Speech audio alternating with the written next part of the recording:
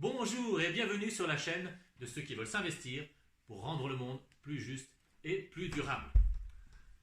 Au programme de cette vidéo, je vais vous présenter les grands principes de la communication dite non violente.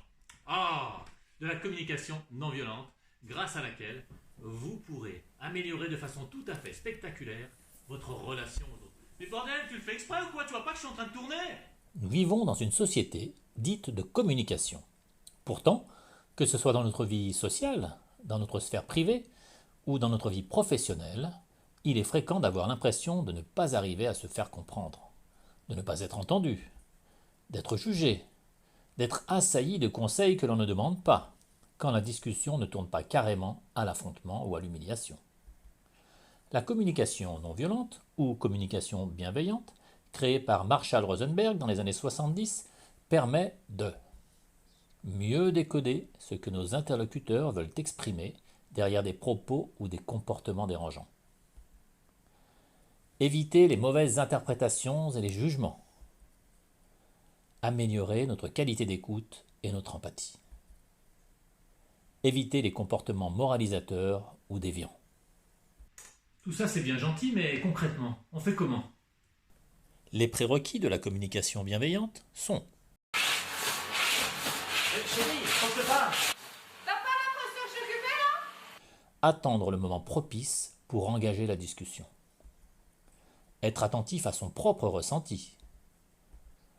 Oser dire les choses, mais avec bienveillance. Avoir l'intention de favoriser le dialogue et la coopération. Regarder son interlocuteur. Écouter avec empathie en voulant comprendre l'autre avant de vouloir être compris soi-même. Pour éviter d'accueillir un message ou une attitude dérangeante comme un fautif ou en rejetant la faute sur l'autre, mais en essayant de comprendre ce qu'il tente d'exprimer et ce que cela induit en nous. Il ne s'agit pas d'être gentil, mais d'être vrai. Mais on fait comment? Les étapes de la communication bienveillante sont: étape 1, l'observation objective des faits. Étape 2, l'expression des sentiments ou émotions. Étape 3, l'expression des besoins. Étape 4, l'expression d'une demande. Étape 5, la conclusion. Nous venons de voir les grands principes de la communication non violente. Je vous propose maintenant de voir le détail de l'étape 1, l'observation objective des faits. Et puis, dans les prochaines vidéos, nous verrons le détail de chacune des étapes suivantes.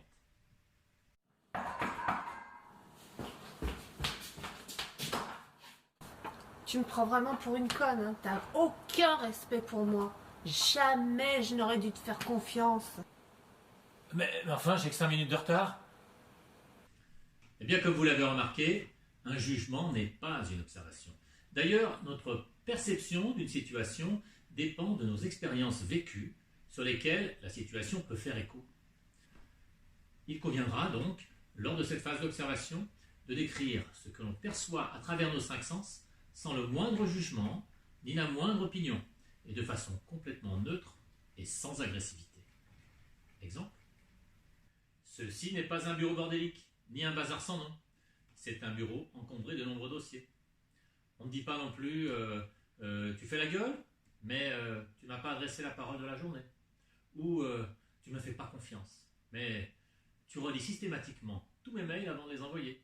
Ou vous me mettez sur la touche au lieu de je n'ai pas été invité à cette réunion. Bon bah écoutez, si vous en êtes là, c'est que vous avez regardé la vidéo jusqu'au bout. En tout cas, j'espère qu'elle vous a plu. Écoute ma chérie, ça fait 5 fois que tu passes dans le champ de la caméra. Moi ça me stresse, ça me déconcentre. Ce projet c'est important pour moi, c'est ma résolution de l'année 2020. Est-ce que tu peux simplement attendre que j'ai fini une prise pour passer? Bon, écoute, mon chéri, tu es sur ta vidéo depuis ce matin. Il est déjà 23 heures, tu n'as même pas remarqué ma nouvelle coupe de cheveux. Moi, j'ai vraiment le sentiment d'être délaissée. J'ai besoin de passer plus de temps avec toi dans l'intimité pour me sentir épanouie. Voilà. En plus, moi, j'ai acheté de la nouvelle lingerie. Alors, tu ne veux pas venir te coucher? J'arrive. N'hésitez pas à la liker en cliquant sur le petit pouce bleu. N'hésitez pas non plus à vous abonner en cliquant sur s'abonner, puis sur la cloche, de façon à être tenu informé de toutes les prochaines vidéos que je vais sortir. N'hésitez pas non plus à commenter cette vidéo pour partager vos impressions.